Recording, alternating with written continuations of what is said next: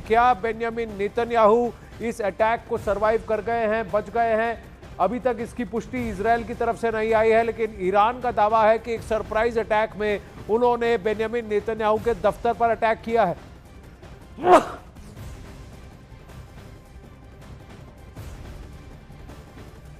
शैलेंद्र वांगू इस वक्त जुड़ रहा है हमारे साथ। शैलेंद्र, सबसे बड़ी बात कि ईरान का कहना है कि यह बहुत बड़ा सरप्राइज अटैक है, इजरायल को इसकी हवा भी नहीं लगी।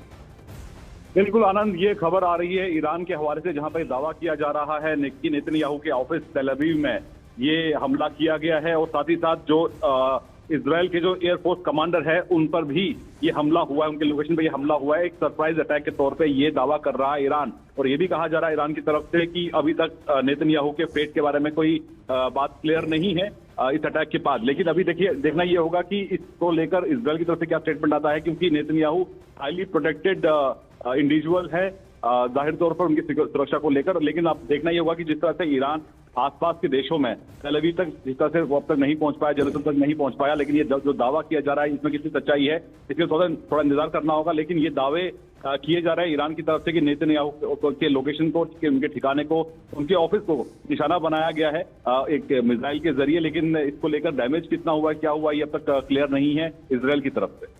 जी, इजरायल ने अभी तक ये पुष्टि नहीं की है, लेकिन हाँ, आईडीएफ की तरफ से ये कहा गया है कि सायरन बजे हैं, वार्निंग सिस्टम्स हैं और करीब 25 से 30 शहरों में इजरायल के और शहरों और गांव में इजरायल ने इस खबर को खारिज कर दिया है। इस वक्त सबसे बड़ी खबर, इजरायल का कहना है कि कोई नुकसान नहीं हुआ है, बेंयामिन नेतन्याहू सुरक्षित है। इजरायल ने ईरान के इस बड़बोलेपन को खारिज कर दिया है। उन्होंने कहा है कि ईरान की तरफ से जो भी बातें कही जा रही हैं गलत है। लेकिन हाँ, इतना आपको बता दें दर्शकों की इजरायल और इजरायल की आईडीएफ, इजरायली डिफेंस फोर्सेस ने अब से 10 मिनट पहले बहुत बड़ी वार्निंग जारी की थी, और वो भी 25 से 30 शहरों और छोटे छोटे कस्बों की तरफ कि यहाँ पर आप सायरन बजाएं, और कहा कि यहाँ इन सभी जगह ईरान की तरफ से बैलिस्टिक मिसाइल्स आ रहे हैं, आप जल्दी से बंकर में चले जाएं, अपनी जान की रक्षा करें।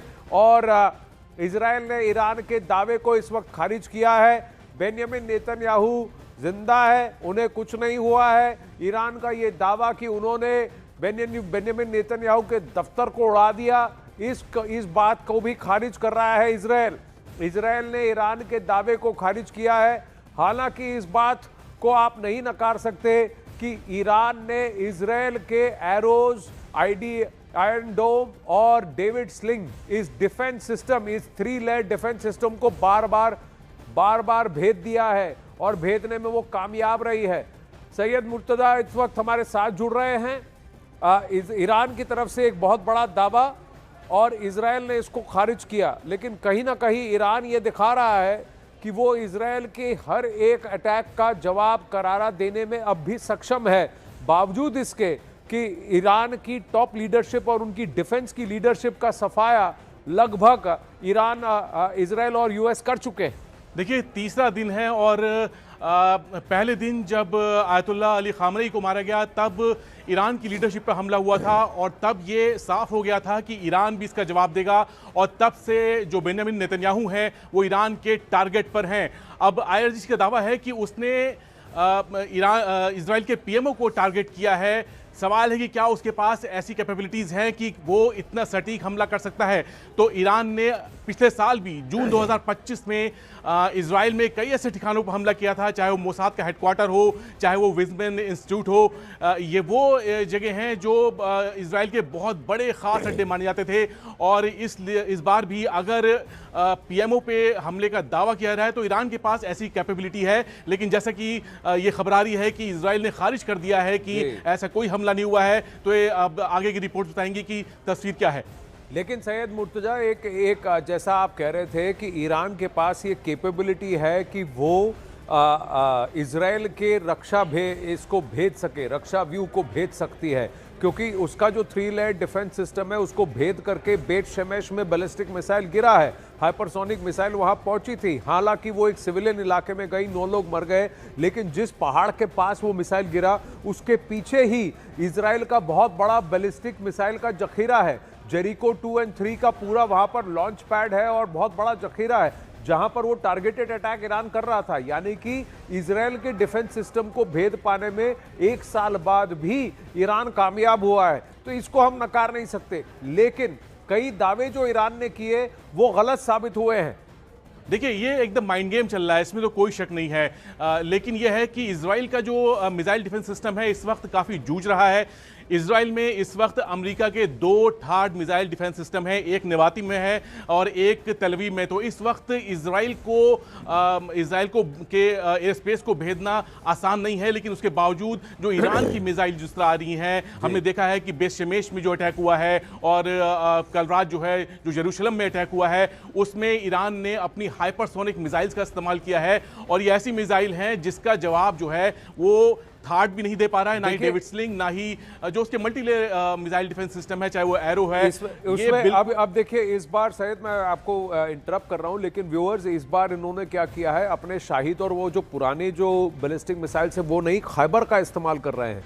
खैबर वो ऐसी मिसाइल है जिसकी खुद की लूप वो अपनी ट्रेजेक्ट्री को बदल लेता है। अब वही इंटरनेशनल एटॉमिक एनर्जी एजेंसी यानी IAEA ने मौजूदा हालात में परमाणु ठिकानों को लेकर गंभीर चिंता जाहिर की है। IAEA ने साफ कहा है कि फिलहाल तो हालात सामान्य लग रहे हैं, लेकिन जिस तरह से जिस ढंग से ये जंग चल रही है उससे रेडिएशन के खतरे को खारिज नहीं किया जा सकता। और ये चिंता सिर्फ ईरान को लेकर नहीं बल्कि उसके आसपास मौजूद सभी पड़ोसी देशों को लेकर है जो इस जंग की जद में आ सकते हैं।